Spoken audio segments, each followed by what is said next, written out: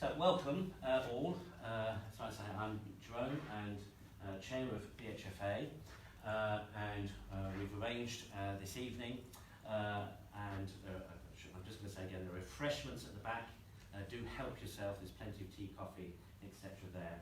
But we've arranged this evening primarily to discuss aspects of the Faith Covenant, which was an agreement signed between the City Council and the Faith Council to facilitate a closer working partnership and relationship between the Council and faith communities. I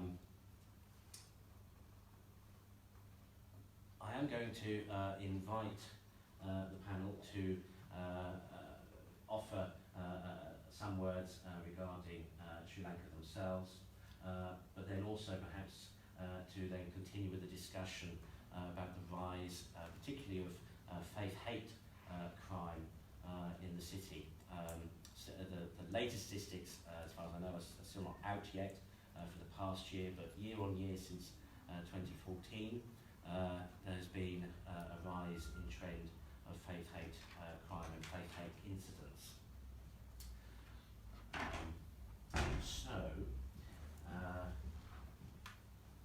If we start at an end and then go round, are you ready? Are you prepared actually to start? Yeah. Okay, so Ashley Ridley from the Index. And perhaps actually if you could introduce yourselves and your parties as you go along. Turn up the mic on this. Okay. Hi, my name is Ashley Ridley. I'm standing for the Liberal Democrats in Holland and Stanley. My reflections on the Sri Lanka bombings is I'm not personally faith, so I see it from a different perspective. But the way I see it is I can't comprehend how anyone.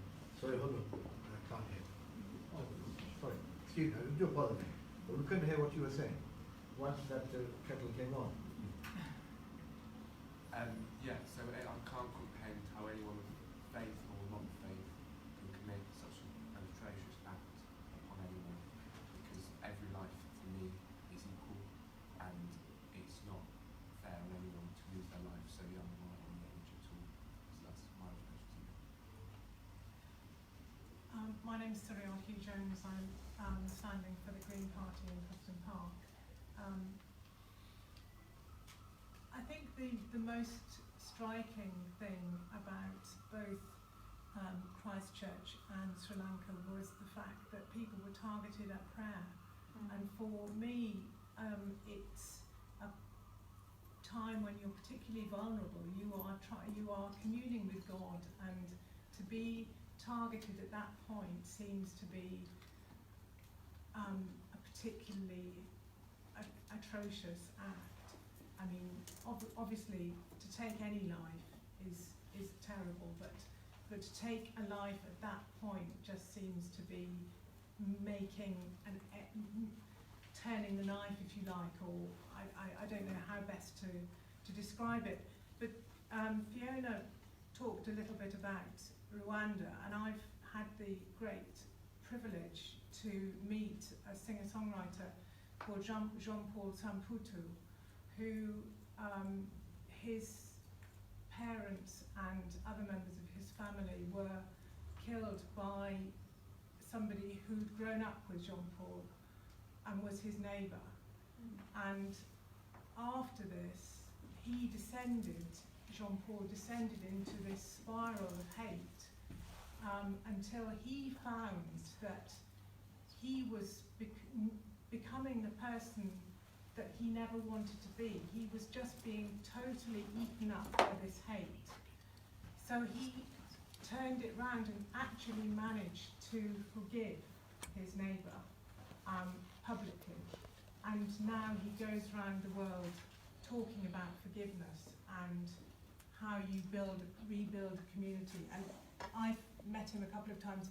He is the most extraordinary person. He has this aura about him, which, yeah, I mean, it's just quite incredible. So what I'm basically trying to say is hate gets us nowhere. And as Martin said, you have to look at community and addressing this as part of community. So my name's Alistair McNair. I'm Conservative candidate for Patchman Hollingbury. I remember the tsunami in Sri Lanka, and my Methodist minister, I was a Methodist then, lost all his family at the time. And of course this is not the same, but it's another atrocity, man-made this time, which they'll have to deal with. It's very hard. But I work at the University of Brighton and I teach international students.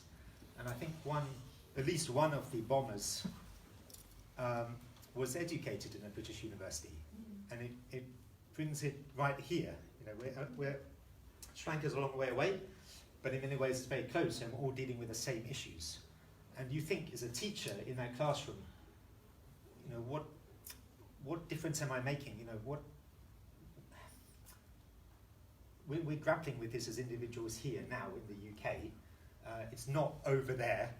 It's here. How do we deal with it as individuals, as teachers, as students? Is one of my students going to do the same thing? Yeah? What responsibility do I have in that? There's all these questions that we have to think of ourselves. I'm Emma Daniel. I'm a current councillor and candidate for Hanover and Elm Grove for the Labour Party. So my reflections are that since I took a lead for equalities on the council 4 years ago, I have been to vigil after vigil after vigil after vigil after vigil. There is a global crisis, and you've got to think of the context, the global context. We have a global refugee crisis. More people than ever are displaced. We have the elections of anti-democratic politicians. We have the elections of authoritarian leadership, democratically elected, asked for by populations. And, you know, this is not confined to faith communities. It touches all communities. It impacts all of us. So we've had Christians murdered in France very close on purpose for their Christianity. We've had journalists. We've had Joe Cox, a democratic, moderate politician, gunned down in the street. We've had the murders and attacks on Muslims. In the USA, we've had a huge massacre of LGBT community and that elsewhere in the world. And we've had the murder of a journalist just this week, Lyra, which touches me particularly because my daughter's called Lyra. Well, it's the same spelling, but that's how I pronounce it. And I keep seeing the name, Lyra killed, Lyra murdered. And you can't help, I don't think, as a parent, but be connected somehow.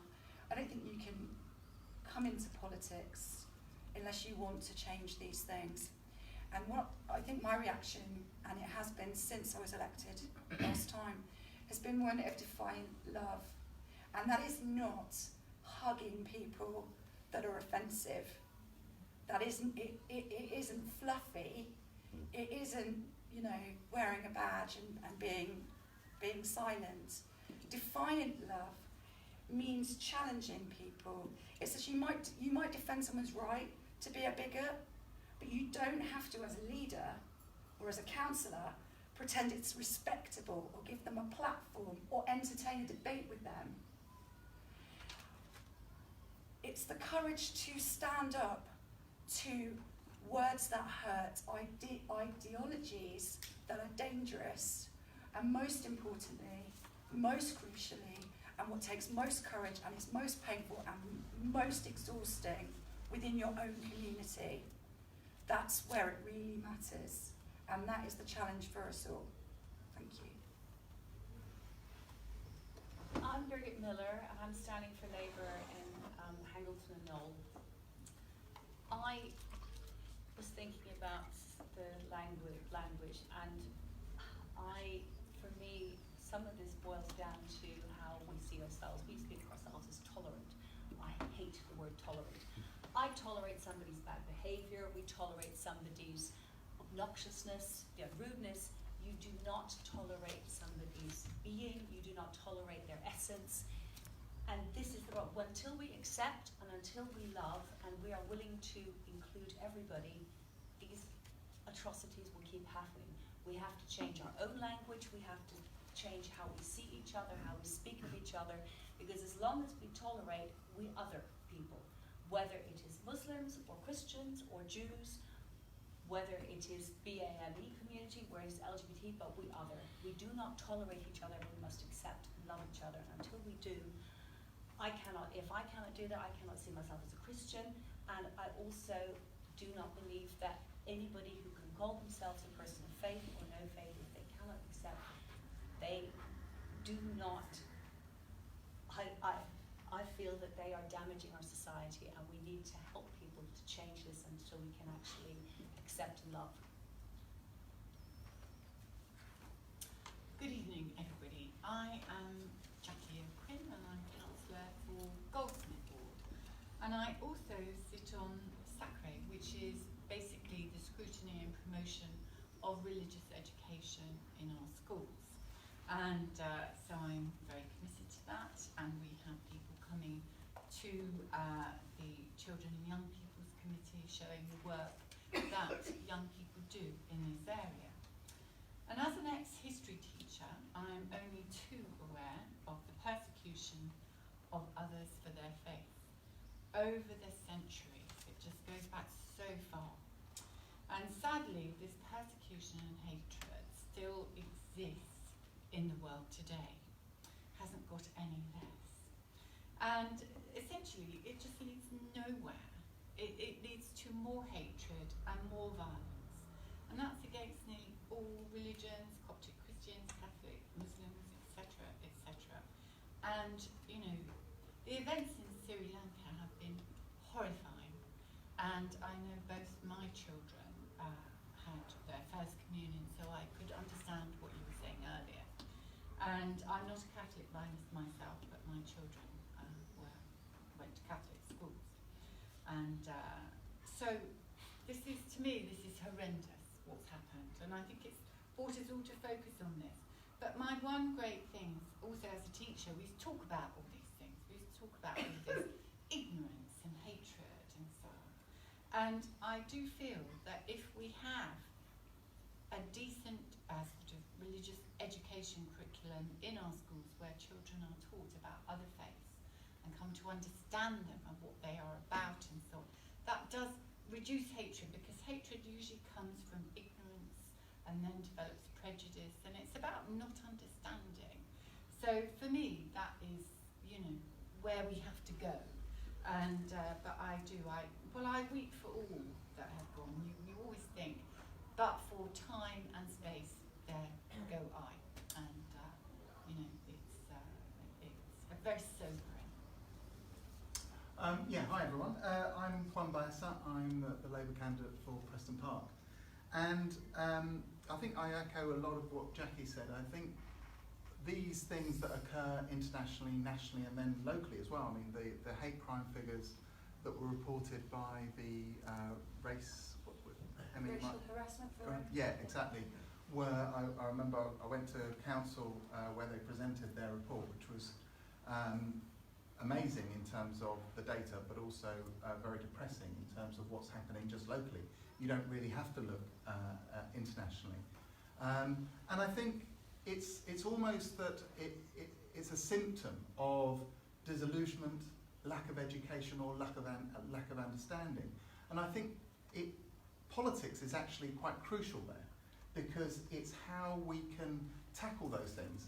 It is disheartening and shocking, but I think we need to use that shock and disillusionment in a positive way to try and see that we are all different and we are also all the same. And it's only by understanding each other that we can overcome this. I'm an atheist, but I learned a lot from, I'm originally from Chile, And we came over here in 1974 after the Chilean coup, and my uncle was a priest in Chile, and he was very much in the liberation theology. And that was all about understanding and freedom, about being able to actually help your fellow humans in a community spirit. And I think it's from the local that it starts. And so I think it's by starting locally, that's why I was interested to come to this forum. Although I'm not from a faith, I know that the faith communities, as I say, from Chile, but I know here as well, do a lot of really good work with vulnerable people. And that's where we've got to do it. If we do that, then it can only flourish.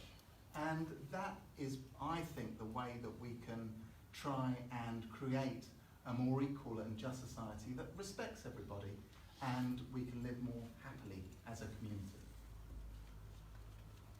Hello, good evening. My name is Daryl Tellis, and I'm standing in Brunswick and Adelaide ward.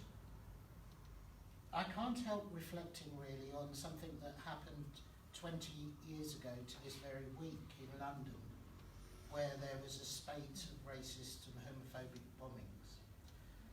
As a Catholic and as a gay man, those events where there was 3 bombings in Brixton, Brick Lane, and then in Soho, brought together communities in London in a way that nothing had previously done. And I was at the centre of the response to that crisis. So the first thing I'd like to say is that in moments of crisis, in moments when our faith is really challenged and really put under the microscope, I think there are times when that is the best of us. The best of us can come forward in those crisis moments. And that's something I think we need to hold on to. Secondly, what I'd like to say, that in response to that crisis, as a director of the London Civic Forum, we brought together all faiths and people of no faith to respond to it.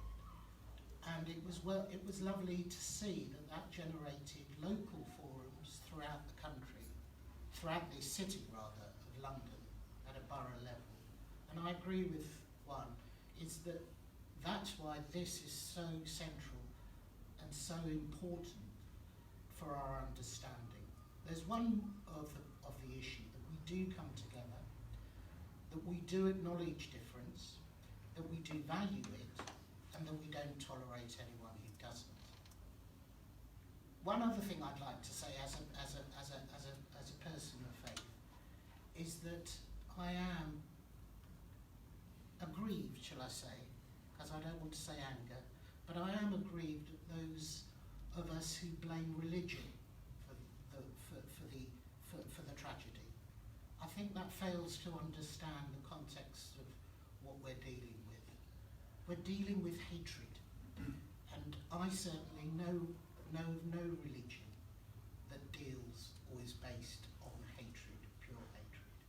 So I would ask agnostics and I would ask atheists to remember how they remember that and reflect on how they respond, particularly on social media, to events of this kind. Because as we were so gratefully reminded of, it is people of religion that have suffered much more than anyone in this climatic era that we're having. In Pittsburgh, where the Jewish community was targeted, in New Zealand, where the Muslim community was, and now tragically my own community in South Asia. So let's be tactful in the way that we respond to crises like this. The last thing I'd like to mention is that when I came to Brighton and Hove, I was still politically restricted, so I couldn't stand as a candidate or anything like that, but I did get involved in launching the Hope Not Hate branch of Brighton and Hove, which is still flourishing. And Joe Cox, of course, symbolises everything that organisation and others do, is that there is more in common that we have, and the unity that you've shown through the Faith Covenant, and that we will continue to show, whoever gets elected actually, on May the 2nd, is that thing that inspires me and should inspire all of us and our children and their children. Thank you. Thank you. Can I ask if anyone from the floor would like to offer an observation or a reflection, or indeed to ask a question? Yes. I just wonder, time's gone by, if there wasn't a group of people very much like ourselves sitting in a room saying, what are we going to do about the Crusades? They're absolutely murdering everybody, this rampaging army. What are we going to do about the Spanish Inquisition? This is absolutely appalling at the way that people are behaving. My view is that the hatred is because people are hating minority groups. They're picking on them because they're gay, because they're Muslim, because they're Christian, an identifiable group. But what is going on in their own minds? Are these people happy, contented? Have they got a job, an income? Are they impoverished? Are they lonely? Is it not what makes these people's minds open to this much hatred? And that, I think, is perhaps one of the things that we ought to be thinking about. You know, is it the desperately poor who are doing this? Or is it the people who are totally defranchised? I don't really think that but I believe that they're latching on to something which gives them justification for going for another group of people. Can I add? I've heard a lot of narratives from politicians and from other people. There's a lot of trying to figure out why it's happening, as if it's a new phenomenon. There was a lot of worries of tolerance, values, hatred, misunderstanding, but not a single person mentioned evil. I think that from a person of faith, that's really the first word that would come out naturally, because there is understanding of good and evil. For people of no faith or agnostics, that's not a connection that people make. But I think it's quite important not to muddy the waters with socioeconomic status or some kind of conflict or regional conflicts. It's a lot deeper than that. That is something primeval in us. That's something a lot more deep and transcendental. And I would quite like to hear a bit more of, I don't know, less narrative and a bit more maybe ways of, you bring up education and turning hatred, but can you really believe that you can educate evil out of society? That's a good question. Thank you. Identify themselves. Okay. Tarek? Yeah, sorry. If right, in future, if you could just introduce yourself very briefly, if you're happy to. Tarek, you caught my eye. Yes, hello, good evening. Thank you very much for setting this up. Ladies and gentlemen, I represent the Muslims, all the Muslims pretty much here today, and about 10 or 11,000. You see, the politicians are the people who have the power to change. And really, they are the people, you people that, if you want to be politicians, you're the people failing us. Now, I'll give you one very good example. Our Prime Minister before, Mr. Cameron, unfortunately, has to be a conservative. At the time of the election of Sadiq Khan as a Muslim, going for London Mayor, he chose parliamentary privilege to save lives. In the past, people have spoken lies against the Jews. Why do we have this anti-Semitic problem that's going on? Why are people in the Jewish community have guards in synagogues? For years and years they've had guards. Now the Muslims have guards in Britain. We talk about being the most tolerant society. It's the politicians who are failing us. Mr. Trump has the power to tweet against a Muslim woman, radicalizing. So that time that Boris Johnson talked about the Muslims and the niqab, there was no need to discuss it. Muslim women had their headscarves pulled off. They were being attacked. You should go on YouTube and watch how many Muslim women were attacked, and how many young children, because they are the defenseless ones. How many of them were attacked? So you as politicians are failing us. So in Britain they're failing us, in America they're failing us, in Europe for power they're failing us. The really Scandinavian countries, they're failing us. You go and look at the anti-Muslim hate that is being spewed out by politicians in some of those countries to win elections. Lies upon lies upon lies. So when is this going to stop? Are we waiting for another huge Holocaust to come about? You know, Muslims have suffered quite a lot. You look at what's going on in Burma. You would have thought that the monks were the most gentlest people. And they are the ones who are throwing young Muslim babies on fire. They are raping or helping to rape Muslim women and then cutting parts off. Go and watch it on YouTube. And people have the audacity to record all this. They are bulldozing earth over live Muslims in a trench. And people are watching and recording this. And what has the world done? Nothing. How long is this type of behavior going to go on? Have we not learned anything? So all of you who want to be politicians, you need to look within yourselves. Who do you hate? Words are great. Yeah. Fantastic. But what are you going to do? If you don't hate somebody with a different color, different creed or culture, why are you not doing something more about it? Huh? Why are you not doing it? Why do we see this in Britain going on and on and on? Look at the blacks brought in the 50s. Christian people. Parents of my friends. Most of them are dead now, like my parents. They couldn't go to church. They had to have their own flipping churches. No wonder the ghettos were created. Then people like me, or my parents from India and Pakistan came in. They were also shunned out. Why did they create ghettos? Because this is where we found solace within our own communities. Why were we not welcomed? Go and look at the history of the Jews, and the newspapers have got some of those copies as apes, describing them as apes, smelly. Go to Whitechapel. Have a look at the history of what was being said about the Jews openly, and look at what's going on with the Murdoch press. In Australia, in 1 year, 2,897 articles against the Muslims. 7 articles a day against Muslims. Muslims are a tiny minority in Australia. Same here as the Murdoch press. Look at Fox News.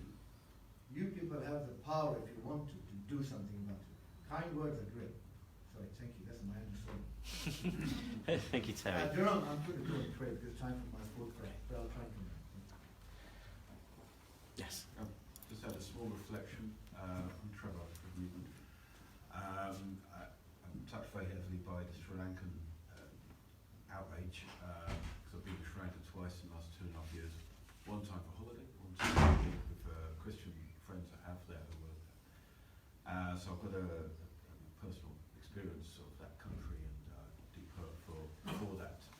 I just really touched by more of a reflection on some of the points that have been made so far by the panel and by Tarek as well and others, is that, and to some extent, I think we may have all had some experience of this, is how do you counter suspicion of the other?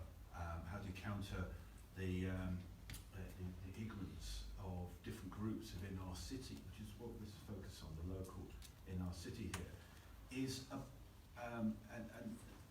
ignorance of those groups. I'm a Christian. Some people have commented about the presumption about Christians and their political views, and that frustrates me because I don't fit that box often, and I don't think that helps. And I strongly believe the way to overcome ignorance is to just introduce those communities together, see what we have in common, because there is more in common than we have to divide, absolutely. And be that the faith communities, be that the other communities, LGBT communities, young people, elderly communities, whatever they are, the reason we don't get on or have suspicions, we don't know each other. And I think so importantly, I'd be very interested to see how the candidates and the parties really want to try and work out how to bring community cohesion across communities, not just everybody gets on, but actually communicates so where there is a suspicion of the other, that those divisions that don't need to be there are broken down. So I guess that's a sort of question really to bring to this discussion. How does Brighton and Hove protect itself to break down those suspicions that can build up and possibly to counter the hatred that some people here have voiced, you know, in terms of their experience. So that's my question really, I suppose. What do the parties locally propose to try and break down those barriers that may be there? Okay, thank you, Trevor. Yes? I'm Frances Lindsay Hills, I'm Christian. I'm an ex-councillor as well. And we had a brilliant mayor many years ago called Alf Feld, who was very Jewish. And he did a huge amount to bring the community together. He had us all coming to the synagogues. I mean, I'd never been in a synagogue before. He had all the councillors traipsing through the synagogue. He'd have all sorts of cross meetings, which actually did a huge amount of good. And there were a very large Jewish community in Brighton at the time. I can't remember, there was a nickname for parts of Hove. And I can remember my mother telling me that when, I think it was the King's Hotel, had the Star of David actually printed on the outside of the hotel. So there is a certain amount that the council can do. But I mean, it's incredibly difficult. I remember I feel very strongly about the welfare of animals. And when I was a councillor, I wrote an article which said that I did not think that the council-owned abattoir, which we had at the time, should be having kosher and halal killings there. And I was horrified at the mail that I got, which said, "Good on you, carry on with the Jew bashing." I mean, that was the last thing in my mind at the time. So it's not an easy thing to solve. And I think that there isn't anything great that the council can do. And we've got those prospective councillors to do. And we're all talking to the converted here, aren't we? There's none of us that hates any particular group of people. I think you can only take common sense, liberal and open views about things. So, anyone on the panel like to respond to all of those? It would be nice to hear from all the panel, actually. Well, yeah, actually, yes. Actually, if we start with Darryl then, and come back this way. Oh. Yeah. Probably start from You know what, I'm going to Cool. I won't comment on the Islamophobia because the gentleman has gone, and with respect, he should be here to hear the reply. I will comment on community cohesion. My background is community cohesion and engagement. I spent 30 years in that field, and I think, Trevor, you're absolutely right. We almost preach to the converted, don't we? Because it's an easier thing to do, and it's much harder to talk and have those conversations with people who don't. And I think we really do need to. Two specific examples that I'd like to do, if I was elected, is one has already been stated. The mayor is obviously a figure, a ceremonial figure, and I'd like to see the mayor, as other boroughs have done and other councils have done, make it a focus for community cohesion and also civic pride. Because the one thing that does unite us is that we all live in Brighton and Hove.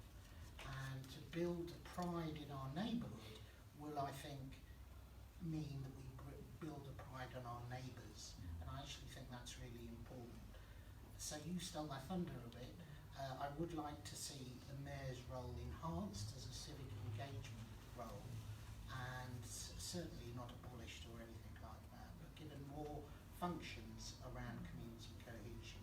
I also think that we had a wonderful People's Day, didn't we, festival and stuff, and obviously, financial considerations aside, it would be good to see a Unity Day or something of that kind coming back. On the question of evil, I'm a socialist, I'm a liberation theologist, that's what I put on my Facebook profile, sort of lapsed Catholic, I suppose, but the Pope is, so, once a Catholic, you always are, I suppose. I intrinsically do not believe that people are evil.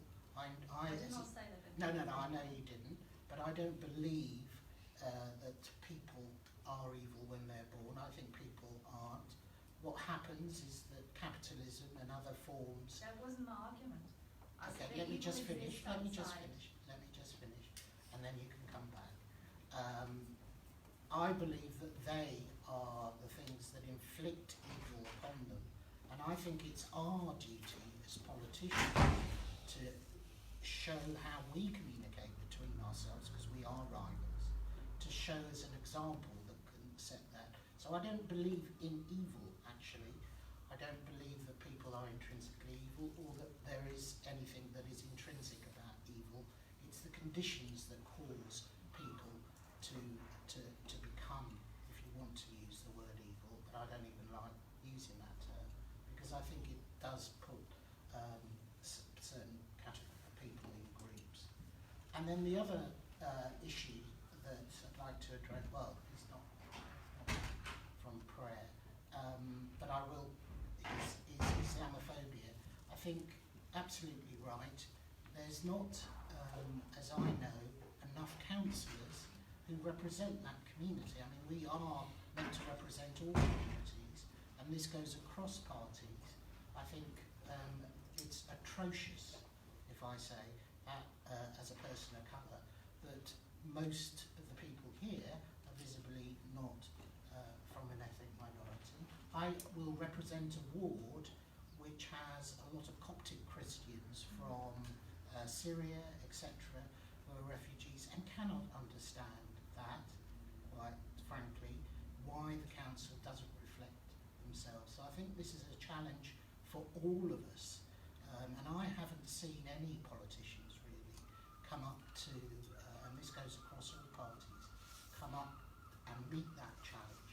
What we're committed to in the Labour Party, if we get in, is to have a mentoring system that other boroughs and councils have done, that have operated, and to coach 50 youngsters from the BME community, from across the ethnic minority communities, to become leaders of tomorrow. And I think that's really important, that whoever gets into power addresses the underrepresentation of people from certain faith communities. So that's my direct response about Islamophobia. Lovely. Thank you, Daryl. Can I just have a short remark? I did not mean people are evil. That's quite a big misconception. I think that you should maybe clarify that from a Christian perspective, that there is a certain thing as evil and people can channel that in their deeds. That's not just to say that people are evil. This is not a remark. Sure. If I can just, if we give you 2 minutes each, and just watch Fiona. She's got the stopwatch. Okay, Juan, Okay. thank you. Yeah, it's interesting hearing the different perspectives. One thing that struck me is this failing us, that we're failing you if we get elected, or politicians are failing us. I think the us is all of us. We are, I only seek to be a representative. I don't seek to preach to people and tell people what to do. What I want to do is actually be a nexus, so I can try and connect people. And I think that's what the council practically can do. It's a fantastic way of organising, because it's got various connections with, for example, the faith community, the faith covenant. It's got various other connections with schools, with universities, with community groups of other persuasions and other hobbies and so on. And that's where the council, I think, can be really useful in terms of connecting people together. The issue around cohesion does, I think, is difficult, because I don't think you can make people cohesive. I know Extinction Rebellion have been doing it with Supergood. However, it's not that sort of cohesion we want. What we can do, though, is celebrate. And I think the celebration are the fantastic things around particularly faith, I would say. Although, as I said, I'm an atheist. I was brought up in the Catholic tradition. And when I lived in Whitechapel, you were mentioning it, I went on a Jewish walk around Whitechapel. It was fantastic. Went to the local synagogue and see how the community was brought up there, and then went on, and then it was the Bangladeshi community and so on. And I think, and we used to have quite a lot of open celebrations of different festivals.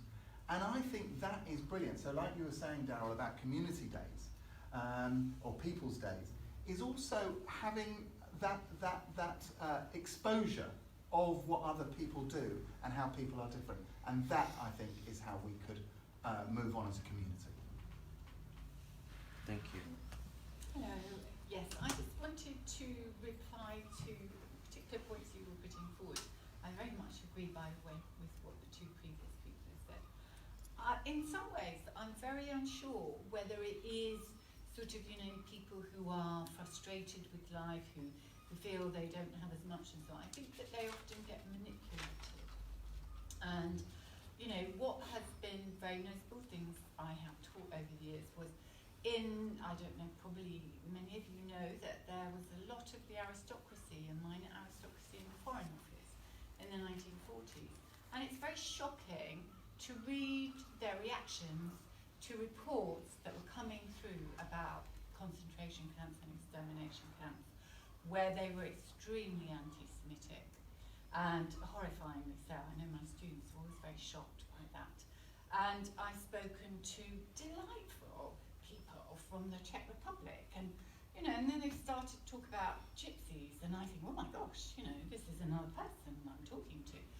And where does this come from? It's in cultures. People like Hitler tapped into some of these, worries and concerns that people have. This, slight fear, I suppose, of other groups. But my feeling is that often this sort of thing is very much used by people who have a lot of power and influence. And you see it, we were talking about the press and so on. And, and there's a lot of manipulation going on. And I think that's something that really needs to be called out. And I agree, all the stuff you still get in the press is quite shocking. And you're fighting against this kind of, I don't know, it's not a wall, it's just a tide of, views that are really quite abhorrent, I think.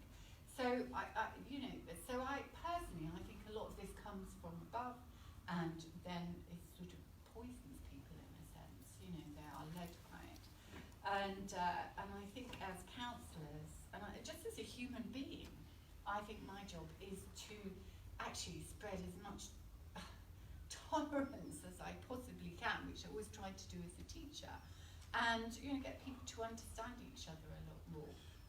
As a counsellor, I go to a lot of different faith events and so on, and I think that is very right what you said about that. I see one of almost the main part of my role as if I become a counsellor is building bridges between me and who I represent, between me and the rest of the council, other political parties, federal government. It is about connecting. And one of the things that I think we need to do is we need to build bridges between faith communities and between communities themselves. And I think personally, one of the things I'm most desperate to do is to actually get stuck into the community that I seek to represent and to be involved and to start to organise events to get people together so they meet each other. And I think what is most needed is I cannot guarantee that every one of us can re-educate every bigot in the world.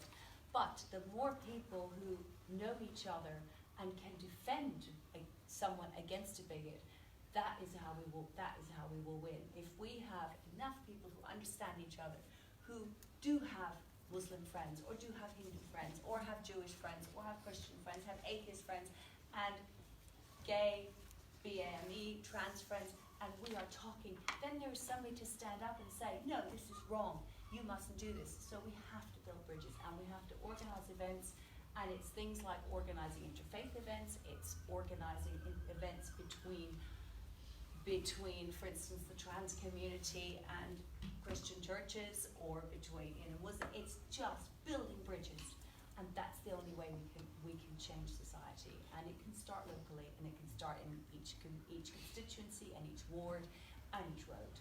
But we're going to all have to get stuck in.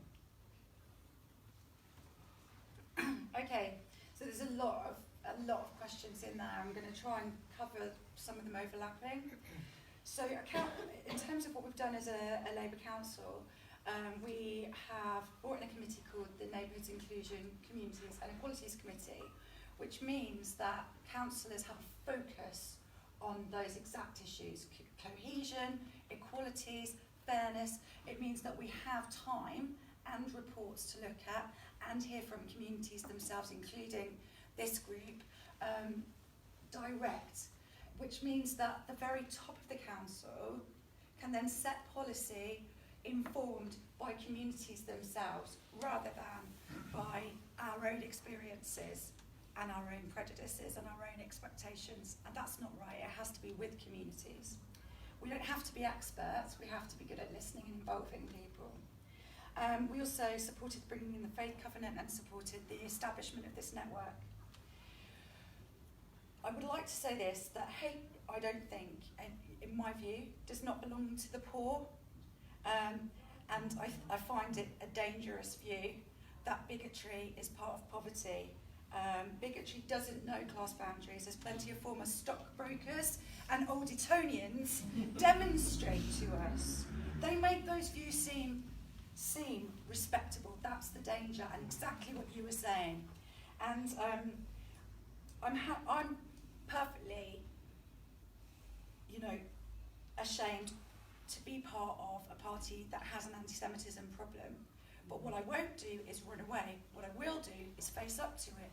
And I think that the Conservatives need to do exactly the same, because they have an Islamophobia problem.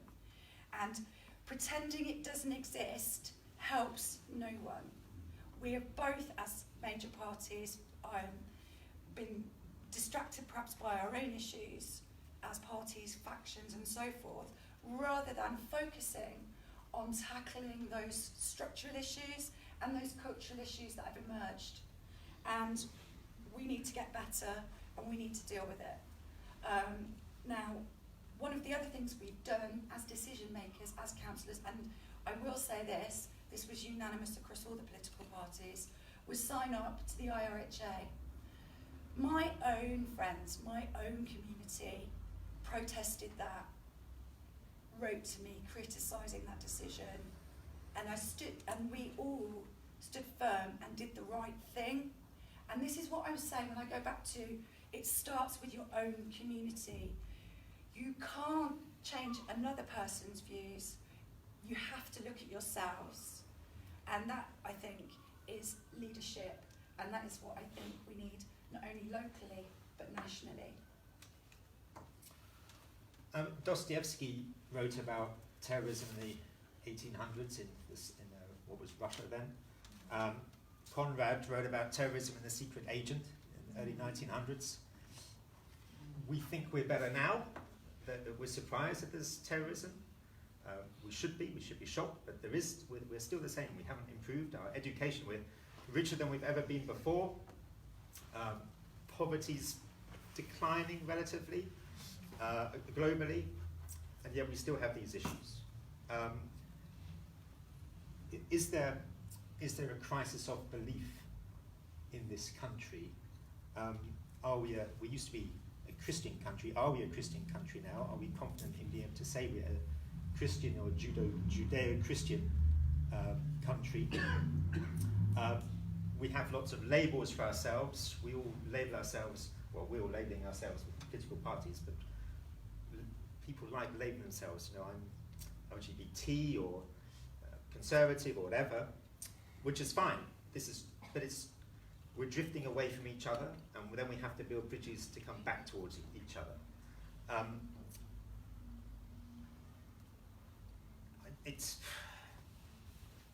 I think. What about Boris? No, what can I say? I can't excuse it. We have to take personal responsibility. We have to be very careful with the language we use. There's no excuse for politicians to talk about people flippantly, funnily, wittily. They think they're being witty, but they're not. I think it's outrageous. I think it's bad language. It shouldn't be tolerated. We have to. It's not just politicians that are guilty of this. I think lots of people are guilty of this. And I think social media is often to blame. social media encourages us with the algorithms it uses for it attracts negative news, it attracts us to attack people. We have to think about how we use social media. Should it be anonymous? We have to learn, I think, to be civil to each other, towards each other again. When we're doorstepping, sometimes people are not, grown, educated people are not civil to us when we're canvassing. We expect that. But how are their children going to grow up civilly if their parents are not civil? So I think I have to be careful what I say. I think people standing for election have to set an example. And yeah, Boris does not set a good example in that. I totally agree. Many politicians don't, of all colours. We can only do it ourselves. And it's going to take a long time. I don't think we're that different from other societies. We think we should be. We're more educated than ever before. But are we different? And this is the hard thing, isn't it? Are we different? Maybe we're not. And that's, just think the number of people that go to university, the multiculturalism, the friends that we make all around the world, the travel that we can do, and yet we still have this issue. Why is that? I can't answer that question. But I can try and watch what I say, and as a counsellor, if I'm successful, of course I go to church, I go to St John's in Palmyra Square, and I will go to as many faith functions as I possibly can. That's all I can do personally. A number of people have said that hate comes from an ignorance of the other, and I'd just like to celebrate a number of projects that exist in Brighton already which are bringing people together. So for example, you've got the Brighton Table Tennis Club, which has sessions for refugees. They take a lot of the young people from the most deprived areas of the city, but also, it's basically open to anyone. There's a women's only session, you name it, they've got a session for it. And the work that they do in bringing people together is fantastic, because nobody questions the person on the other side of the table. It's just, can you play table tennis? And are you free for a game? And it's that sort of thing that will establish a community and make people friends, and then they start questioning their backgrounds. But by that time, they've already established that safe space. Also, you've got the interfaith group with the interfaith choir. I think that what we need to be doing as councillors, if we get elected, is to concentrate focus on how we can help those groups and help them expand and create others that do similar work. So one of the things that we've got in our manifesto is talking about making rooms and buildings available for community organisations and giving them in-kind support.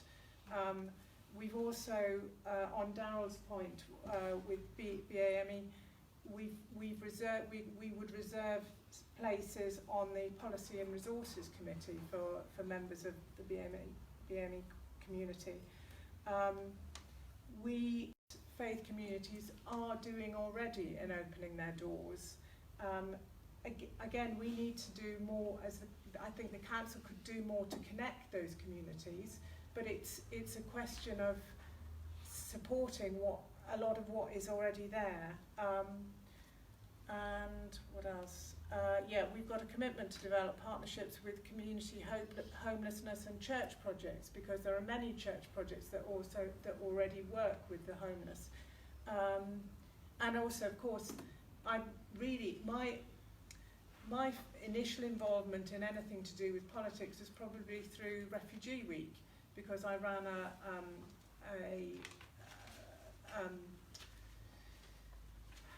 a festival called the Crossing Borders Festival back in 2016 and again in 2018. And last year we finished the week with a day called Together, which was at the Dome, and it was a full day. There were 800 people there doing lots of different things, lots of different workshops. There was chess, there was table tennis, there was backgammon, and we had 800 people there, despite the fact that it clashed with the World Cup.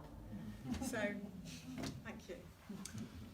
So I would like to start by saying I do agree with a lot of what everyone else on the panel is saying, but I look at it from a very different perspective as being young. And I look at it through all the issues. I look at it in the sense of how I've been brought up with social media, and quite a few people here wouldn't have had as much, been engrossed in it as I am. And one of the biggest things I've noticed is how politicians, how people of influence, how normal people use social media to put out a bias against people and against anyone, no matter what your faith, your religion, what your beliefs are. And I think that's one big problem with this that people don't want to talk about, is that we're so willing to let people put what they want on social media. And it's great to have freedom of speech, and it's great to be able to have these platforms, but why is no one looking at it and saying, actually, if they're inciting hate, when is the point where we look at it and go, what can we do to change people's attitudes and how they use it? And that comes under education. Young people need to be educated on what they can put on, as well as the older people who also need to be educated. I think it's more about making people aware of what they can say on social media, and as well as say the comment that Tarek made about politicians letting people down. I don't think I've heard a single person on here say that they've let people down. And one of the biggest things that people aren't willing to say is, and it shocks me, currently there is no definition for Islamophobia in the UK law. There is. Well, there's no law on it, so we could be doing more to kind of push this. And I also think, I work with somebody who's a lovely woman, but she comes into work at least 2 or 3 times a week, having had a comment, had a look, been spat at because she wears a hijab. And one of my big things is, why do people sit around or stand around and let this happen? Why are we not doing more to stop this, to discourage people? And we have, as a council, powers to do this. There's the PCSOs, which are Public Order Acts, which will enable us to stop people from using threatening, violent, hateful language in a public space. So we can look at ways that we can use this in the council. So we can either ban people from being in the city centre, we can fine people for using offensive language. It's stuff that the council hasn't done. And I think that's something we need to start looking at, is, do we want that language in our city centre? Or do we actually want to say this isn't okay? We're supposed to be an open and tolerant city. Why do we just allow it? So I think there's lots of ways that we as a city and as councillors can actually take more action. And that is a really good power that we have that is underused. And it's used in other ways that, some people would say is more controversial. So one of the things I'll be looking at is ways that we can use it to, stop people being hateful towards people, making people feel uncomfortable for having their faith and religions. So I think with that, we talk about people coming, together, working together, but if you're being targeted, it's hard. It's hard to want to work with people who are not being respectful of your beliefs. So we need to have a more respectful outlook on everyone. And I think at the moment that hasn't been the case. So yeah, that's what I've got to say on it. Thank you. Chair, I'd like to just clarify some of those points because they're not accurate. So we do use antisocial behaviour legislation, and we do give people orders, and we have an antisocial behaviour team that will work with victims of hate crime, whether that's in their home or in a more public space. And we will serve people, and we have served people with prohibitions from using specific spaces, and we're very willing to do that. There may not be a legal definition as such of Islamophobia, but just like with the IHA definition of anti-Semitism, we would support the definition of Islamophobia that's been and importantly developed by Muslims with parliamentarians, and we would like to, like we have with the anti-Semitism definition, bring that to Brighton as an advisory way of looking at whether something was in fact either anti-Semitic or Islamophobic. And so I think we are looking at those definitions too. And parliamentarians are right now looking at how to stop people using social media in that way, and the responsibility of social media platforms. And if you are interested in that, there are select committees, I believe, going on at the moment, so people are giving evidence on that. So I think there is work in that direction, and yeah, I just wanted to clarify that we do use those powers. I think I'm just going to jump in and add that actually the council, and it was a decision of the council as a whole, has been incredibly supportive of an initiative that has happened on the local buses to make people travelling on buses much safer. There was a whole campaign about hate crime, about being able to report hate crime. With the support of the council and community safety teams, the buses have developed a programme. They've trained drivers. There are reporting schemes, and it has been incredibly well supported by the communities they worked with. The bus company worked with the Racial Harassment Forum to make public transport in Brighton. This is the first city that's happened in England, to make public transport safer for anyone to travel on, but particularly because there was a call from the Racial Harassment Forum from Muslim women who felt that they were particularly vulnerable because they're so easily identifiable. So I think that there are some very positive things that are going on, and I think this council has been very involved and very supportive of a lot of the work that minority communities and faith-based communities have requested of them. So I think it's important that, you know, while politicians need to take responsibility and everybody standing for the council needs to be aware of the responsibility that is, the current council and the councillors and the NICE committee under Emma's leadership has really done some amazing work with our communities, and I think that is to be applauded and to be noted. Tariq? Yeah, ladies and gentlemen, we have a young chap here. The mixture of young and old is the most potent line to success. Really. This is the most, so we have more young people coming into politics. Believe me, that will be the greatest mix Britain could have. Enthusiasm, wisdom. This is it. Can I just say, look, hate crime, words of enticement to kill and murder, this is what you people have got to out it. I cannot just get up and say something bad about Jews and get away with it. You should not be able to say anything bad about a Muslim that entices somebody else to kill me. I mean, do you really believe what you're saying is going to stop somebody else from killing another person like Joe Cox? Are you really serious? This man, look at his history, who killed Joe Cox. No record. But he was radicalized. It's a word I don't like much. But he was persuaded to such a degree that he went and had the guts, the audacity to go and kill this woman. What's happening? What happened to those people in Christchurch? What happened to those Jews in Pittsburgh? Somebody radicalized, persuaded, changed a person to go and kill innocent people who he never met, never spoke to, never knew, young boys, young children, disabled people were murdered in cold blood. For what? Enticement to murder, enticement to hate speech. It's got to stop. You people have got to do something about this. Let Brighton Hove be the first. Let us be the beacon to do something about it. You've got to do something. We hear about all this flipping fighting going on in the council. Really, you've got to work for us. You've got to work for your people. You've got to work for the children.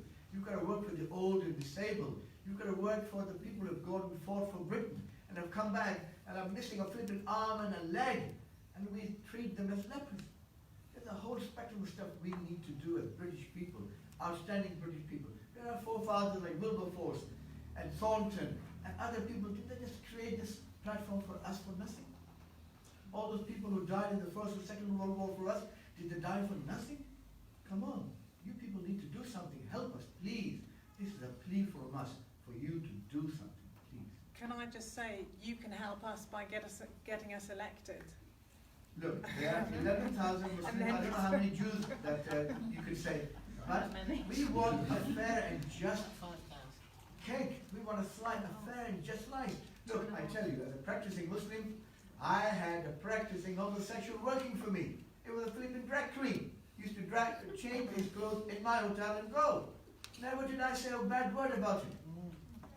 I don't want to say his name now, but he worked for me for years. Years. Muslims don't do all the stuff you see about Muslims, this and that. It's rubbish. Yes, Muslims do bad things. Christians do bad things. Jews do bad things. Yes.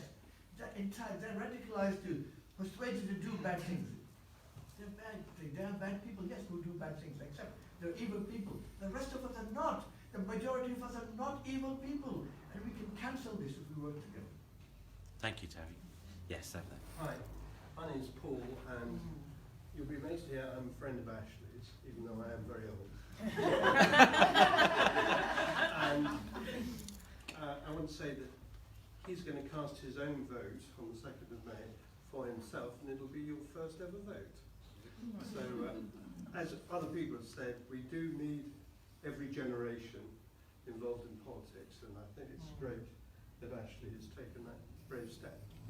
I'd like to ask a quick question of our Conservative friend, and great respect for you for coming. If Boris Johnson becomes Prime Minister, will you resign? Well, he said that Boris Johnson's remarks are completely unacceptable. Well, I think it's a fair question. The Conservative Party, like the Labour Party and the Liberal Democrats, is a broad church. We've got lots of different opinions. I work with the Conservatives locally. I want to represent Patcham and Hollingbury. I want to work with the people of Brighton and Hove. It will be a Conservative-wide election for a leader. Leaders come and go. So no, I want to work with the councillors in Patcham and Hollingbury because I think they're good people, and I think I would let them down if I resigned from the Conservative Party. That's what I care about more than who my leader was. I don't necessarily like all the Conservative leaders that we have had anyway, and I'm not going to speculate about who will be leader in the future. I want to work with the people, the Conservatives, and the other people in the council in Brighton and Hove. That's all I'm worried about. I know it's very difficult for voters and for me and local politicians to separate the national politics from local politics. We live in very interesting times, but I'm doing my best to focus on the local. Okay, Daryl. Do you know what? I go on the doorstep now, it's been a revelation actually canvassing, because as I've always said, I've been an officer before in local government. The people who really know what's happening are actually going to be these people here, the ward councillors, as long as they continue to connect with you. And people are fed up with politicians resigning, actually. I've heard loads of people say, we're just fed up with you not making decisions and not doing what you're supposed to be doing. And actually, I welcome what the Conservative, this is probably the only time I'll probably say this, I welcome what the colleague has said, because at the end of the day, we do have labels. We're Labour, Conservative, Liberal, Democrat, whatever, and if we decide to leave the party, then I hope they will have the honour of standing down and having a by-election. What I can't stomach from the last set of councillors was that when they did leave the party, they didn't do that, and they should have done that. And I make a commitment that I stood on a Labour manifesto and I'm a Labour Party candidate. If I decide to leave the party, which I don't think I will, it's probably my allegiance to the Labour Party is like my allegiance to a football club or even to or whatever. I shall never give it up. But if I did, I would step down and allow people either to vote me in as an independent or whatever party I went to, And I think there is a real failing on politicians to be honest and to say that more often. And they can't fathom out. And now I think we've got about 6 or 7 different slates now standing for the European elections. There's 2 Brexit parties, 2 independent parties, you know, and it's just, I think, on our behalf that we stand and represent the people who voted for us, and then the other constituents if we get elected. And if we disagree with the party on anything, we should stand down and there should be a by-election. I personally hope that there's a changes to the law so it's easier to recall people. You know, we've got 2 or 3 MPs, for example, that have been, you know, broken laws, and yet they can still be members of parliament and still decide on laws upon us. So I can't see why that can happen. Okay, Cyril. I just wanted to make it clear that the Lib Dems are not the only party with young candidates. We've got 5 who are 25 or under. Yeah, one to the back. Also in the same position as having voted for the first time in a local election and also voted for myself, which was really nice to do, but I've already done it. Is it Tarek? Sorry. Yeah.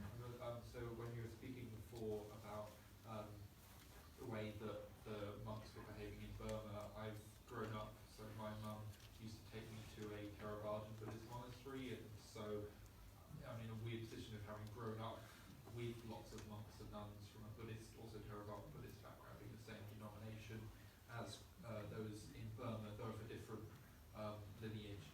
And for me, it's utterly horrifying to think the way that, because in Buddhism we have this idea of a triple gem where you have Buddha, Dharma, and Sangha, and the Sangha are meant to, you know, provide this, you know, generosity and provide spiritual guidance to the community, and seeing how that has corrupted the entire political and social situation in Burma, I think is genuinely horrifying and has really made me struggle on some level with, despite the fact that I've had such amazing experiences with monastic Buddhists in my life, how that can be turned on its head to something really pernicious is just awful.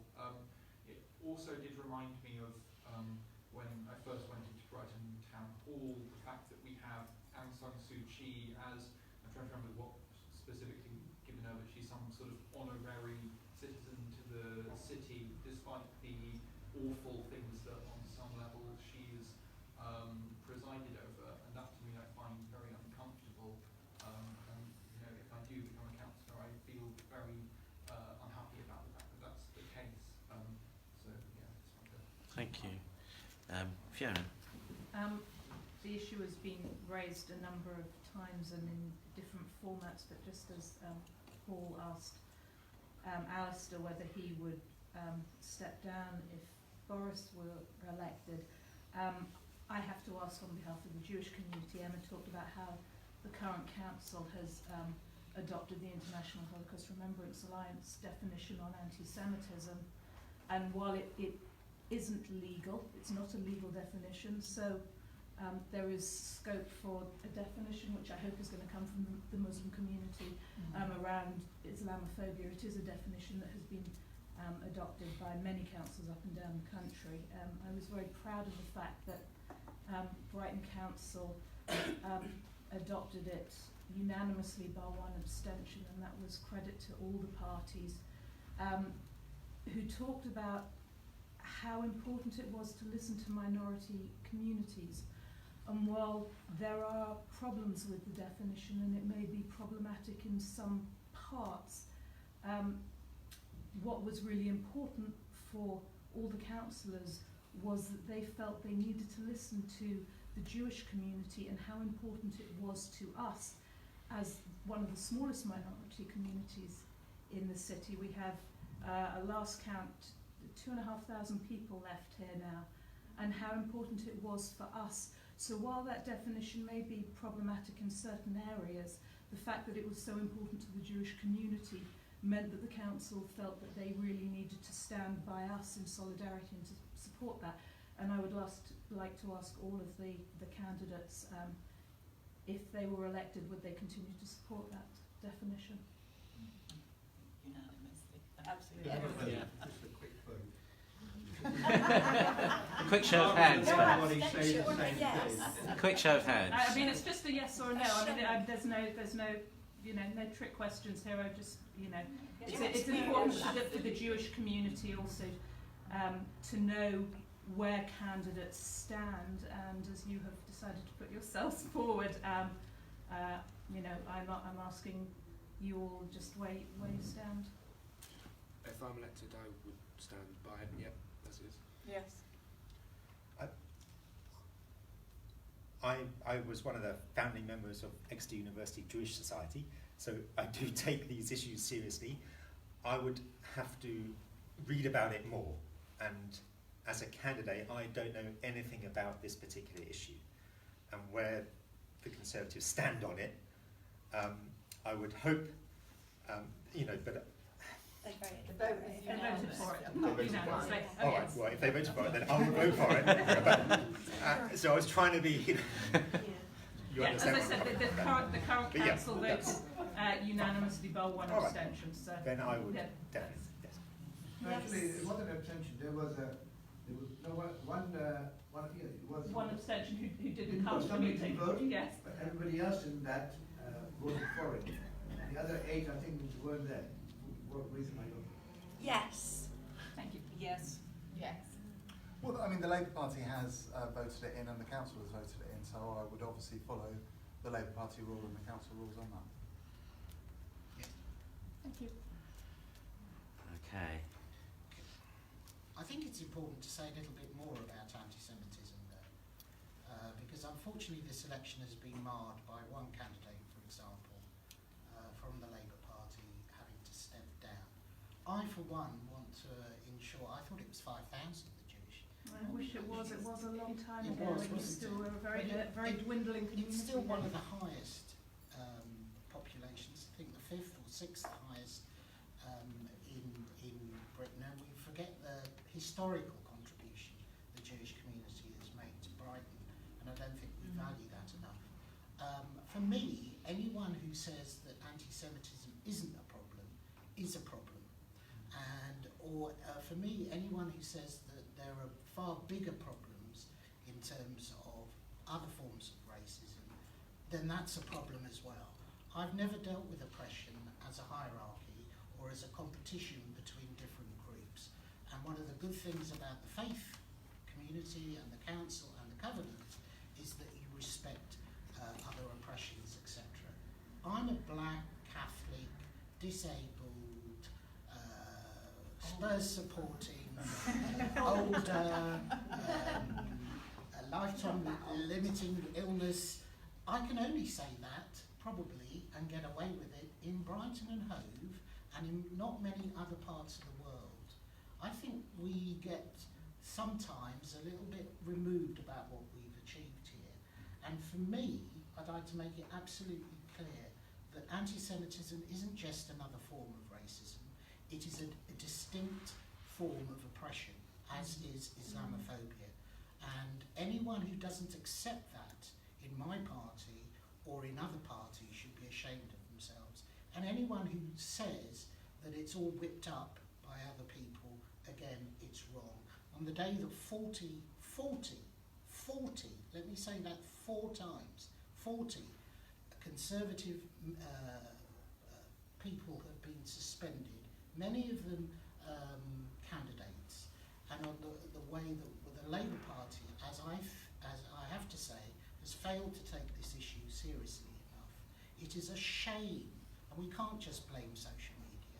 It is a shame on all of our parties that we haven't dealt with issues like Islamophobia, anti-Semitism, or faith-based discrimination enough. And so for me, yes, but anyone who doesn't think it's an issue, that's their problem, and they should get out of the party as well. Thank you. So will you and all the candidates campaign tirelessly to make it unnecessary for mosques and synagogues to have bouncers on their doors at times of worship? Absolutely. It is an absolute it's an abhorrence in this city. But it's not only places of worship. I come from Finchley, you know, a Jewish community. Buses now, on buses, have to have patrols from the Jewish security movement because people who are wearing skull caps, etc., are victimised. But So at it's the not moment- even cases. At the moment, though, we're ratcheting up the rhetoric, but no one's actually suggesting what we're going to do about it. We're just trying to find grander and grander rhetoric in order to express our disapproval, rather than actually saying what we're going to do. I think that well, first of all, I'd say in this city, I went to a meeting today and heard about the Guardian scheme on the St James's Street, where the LGBT community are doing patrols because there have been recently some really horrific attacks and a spate of violence. And those patrols aren't just to keep LGBT people safe, they will keep the whole community safe. This is not purely an issue shared by faith groups, and that's why it is important we have events where different equalities groups get together and think about how to find strength with each other and how to support each other. I don't think it's fair to say, on the one hand, that words matter, that words hurt, that words instigate violence, and then say, you're just saying words, you're ramping up the rhetoric. It takes a lot for a politician to say about their own party, we have a problem. Yes. It's not something we fling about. It's not something that we do lightly. It's something that we do when something is so grave that we really have to. And you have to have courage to do that. You can frown, but I know that for me does take a lot, because you do get criticised for doing it and it's not nice. Now, why that's important in local politics is because you need people who don't bend in the wind, who say this right is right and we're going to do this despite pressure off stage. And I think that all the candidates, have talked about that. We've talked about practical things. We've talked about the committees we've set up to make sure that there's governance structures, the funding. One of the candidates has talked about public spaces. So I think it is a mixture of both leadership and practical issues. I don't think you can separate them out. We're not going to be officers if we're elected. Maybe the problem is with the fact that you're separating people into pigeonholing categories. When I applied to university and I was accepted, I was given a huge list that had to tick, like, which section am I on? What is my background? What my sexuality? Am I gay? Am I married? Am I white? Am I mixed? Which part of the world do I come from? It's like it was so intrusive. What my sexuality is like? How do I define myself? Am I bi? Am I non-binary? What role does that play into separating people into different categories and then pitching each other, against each other afterwards, saying, oh, but you don't fit in that category, oh, but I fit in that one, and then you're trying to build bridges. Maybe you shouldn't really sort of separate us in the first place. Well, I think that's actually it is important to do that because what then I work in a university, and what we ask for is so we know what we're doing. So we know, for example, whether we're discriminating or not. If you don't have data, you don't know that you've got. It was a revelation when the Racial Harassment Forum came with that report, because if you don't have the data on what crimes are going on, what experience of other people is, you can't do. Well, there is no problem because obviously it hasn't been identified. Just to finish. So I think data is really, really important. So we know what the issues are. Data, we're seen as some kind No. of I think. Doesn't matter which category I'm in. I'm a human being. No, it does matter. It really does actually, because otherwise we don't know. Lots of institutions, actually the council, and has talked about this, is that, for example, we don't reflect Brighton and Hove, and both as not just councillors, but actually council employees. And it's something that if we don't know that, then it's not an issue. So I think it's really important. People into data. Well, I think that's you need data. I respectfully disagree. But I think we need. Disagreement. But I'm saying it has costs. When you put people against each other into categories, into intersectional categories. It's anonymized. It's not data that they have on you as a person. It's about aggregated data, so what they are. There was a big form with my name on it. Okay, but it won't have your name on it. Right. That is illegal, so it won't have your name on it. No, Can I just, but one thing I just did want to respond to you is about what are we going to do about the bouncers on these places of worship. Well, and this isn't copping out, but it's about what do you think we should be doing? Because that's what it's about. It's not really, I think, as I said earlier, is that we can make these connections, and we've got organisation in terms of connecting things with connecting organisations with other organisations. But it is about what we can do, and I think Emma's example of on St James's Street, that's the kind of thing that we, I think, as a council, is best to lead on that, but actually allow the community to evolve, because we don't know exactly what's right to do, but we can certainly engage with it and help. But and it may sound like a bit of a cop-out, but it is about asking you, what do you think we should do? I'm not from, as I said, I'm an atheist, so what do you think we should be doing? Perhaps the Jews should guard the mosques and the Muslims should guard the synagogues. The Muslims and the Jews work very well together, and I think we cooperate far more than people give us credit for doing. Well, that's what it's all about, isn't it? Yeah. That's what it's all about. Ashley? Can I just say, there's been some very interesting points, and I do agree that it's more of a rhetoric and talk than actually practical action, and there's lots of things that we can do to actually show that we're making a change. And I think there's, Emma talked about the fact that we've issued public audits, but they can, I feel like they can go further. I think people need to really understand that it's not okay. And in a way, I feel like it's starting to become okay to say things that are hurtful. And yeah, it's all well and good sitting here and saying we've done this, we've done that, but are people still being racist? Are people still being offended? Are people still feeling uncomfortable for having a faith? Yes, so we need to do more. And I think as a council, it's little practical things about changing the mindsets of people. I think, with cuts as well, that's a massive problem. Young people aren't getting that education on it. And I was lucky, I got very good RS education. I got a very good understanding of all religions, and I went to Sunday school when I was younger. So I have an understanding of religions, even though I chose to be atheist.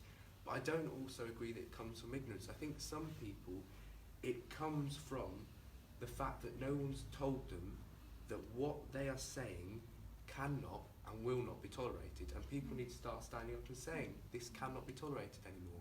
So it's all well and good sitting here and saying we've done this and we've done that, but I'm sure a lot of people here who are of faith will say they still feel like they're being discriminated against, so we still need to do more.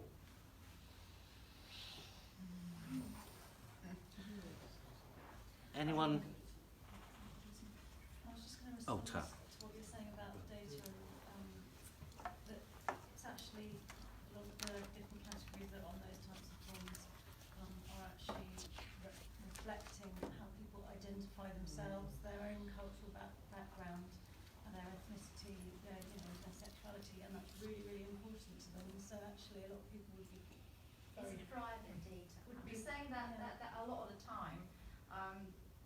There's a lot of intrusion into privacy, and how the data is used is not always consulted. I mean, I don't have to prove that to you. Just look at Facebook, how and other companies, and do you think the government is better? I don't necessarily think the Usually on government those is forms better. there is an option to say prefer not to say. Sure, but just the fact that you are faced with it, and then it's just like they're trying to convert you into some subcategory. It's not holiness. It's not a holistic approach. It's not seeing you as a human being, as a citizen, whatever. Just trying to separate straight there, and then afterwards they have this a lot of support groups for trying, again, you fit into this category, you go to that support group, or you fit into that category, you go there. It's just there's not a lot of cohesion within level. It separates. I think you're conflating two different things. I think establishing the makeup of, for instance, a group of unsuccessful and successful applicants to a university is really important. Because if you do not understand, for instance, that you are only choosing, say, candidates who are male, white, say of a white British background, and who are straight, you will not realise that actually you are discriminating against almost all the rest of society. So you need that data, but that data is anonymised. Those forms always state you do not have a name on. If you apply for a job, for instance, you will be identified on everything except that category. And then afterwards you can cross-match. And so that's a separate thing. The support groups are different. That's a completely different, that's not anonymised. That is very much you are, and you can, if you need it, then you can choose to use it. But that's... You say that online, if you look at social media, a lot of people are going to echo chambers, and maybe this is quite an exceptional meeting, I must say. Normally what happens is people go into echo chambers, and it's not just in universities, it's everywhere really, and especially online, and they speak to each other, and they kind of ramp up whatever version of the politics or social beliefs they have, or religion, and it just goes extreme, and it goes into just sort of unhealthy territory, instead of just opening up and meeting others, and yeah, I not agree. not that is blasting you as like gay, straight, white, brown. It's just trying to be in one room. I agree with you, that is a problem, and I think probably all of us would agree that that's a problem. However, the other is really important for establishing where, for instance, say, as we were saying, as a council, where we are not tackling inequalities, or where actually, as a council, we may actually be actively discriminating, is to find that out. I think Because the if you government don't know record on that, data privacy is pretty woeful. Look at Facebook scandals.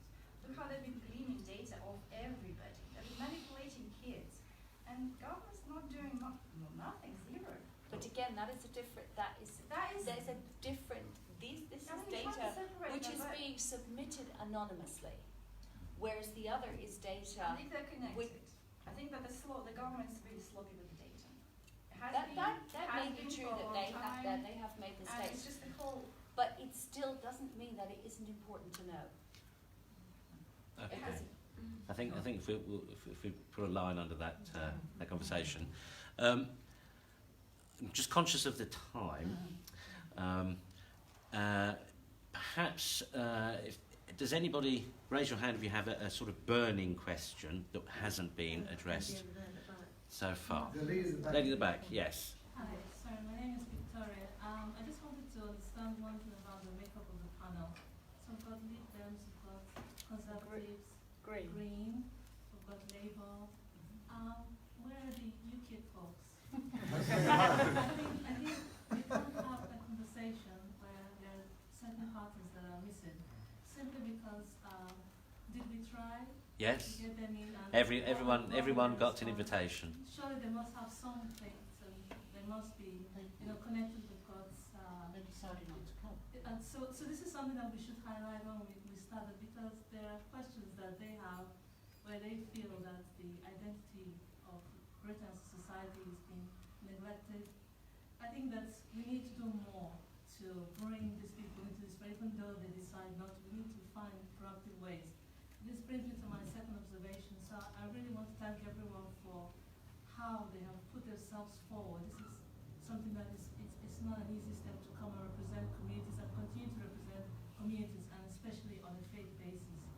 But that word, facilitating, as a UK resident, an immigrant, EU, African background, Christian, says nothing to me. I think we really need leaders who are proactive, examples where they are actually force drivers of change in society. And I know that there's a lot that's already asked of you guys and potential candidates.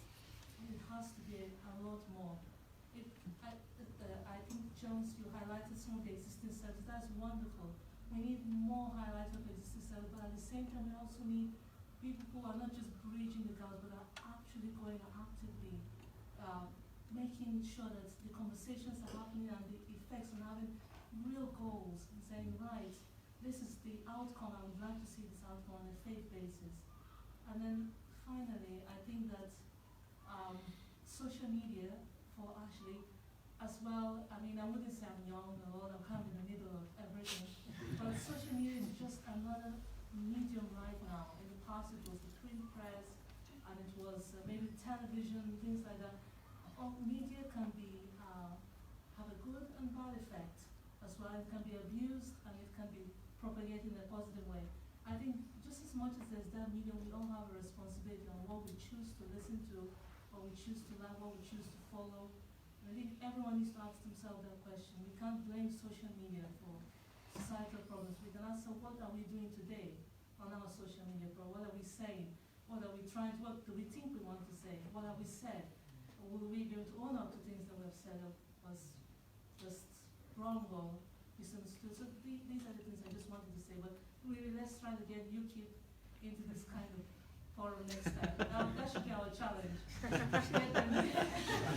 I mean, at the end of the day, I can assure you that everyone was given the opportunity, but it was up to them, of course, whether or not they replied or whether they wanted to come or deemed it worthy of their They must time. have some faith. They must, even if you have an atheist here, they must represent something. So. Sure. Okay. Yes, Trevor. It's just a small point, really, but just to honour the fact you've got 2 or 3 atheists into this panel. I think that's really positive, because I think faith communities are very much part of this city, and it isn't atheism and faith. It's about working together as one city. I just think it's so important to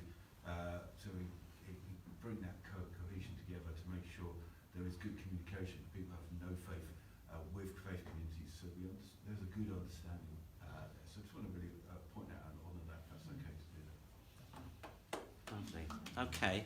Well, I think we'll perhaps draw things to a conclusion there. So thank you all very much for coming, and thank you all very much for giving of your time. Thanks for the opportunity.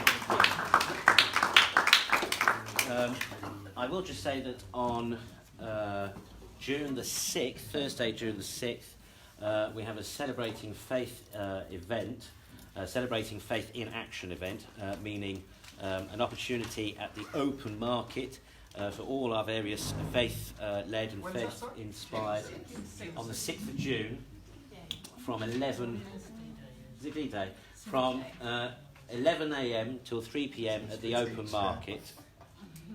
And there will be stalls with our various faith-led and faith-inspired projects able to sort of basically tell the city what it is they're doing. And we're going to have, hopefully, from 11 till 3. It's a Thursday, is that right? That's a Thursday, yeah. Excellent, thanks. Okay. Thank you all very much for coming. For further events, bhfa.org.uk. Thank you all. Bless you.